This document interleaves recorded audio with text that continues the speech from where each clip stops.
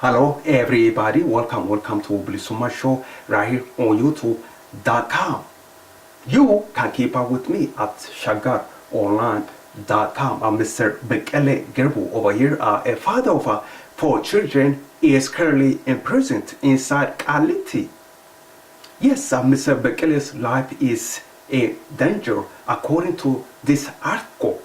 Mr. Bekele's life is in danger due to lack of medical care. Sooner or later, if Mr. Bekele doesn't get out of Kaliti prison, if Mr. Bekele is not released from Kaliti prison, if he doesn't get medical attention, Mr. Bekele Gerbu will die. Yes, this is bilisummaashow. You can keep up with me at shagaronline.com to read this article. Of course, you can follow the link below here. You take care. Bye-bye.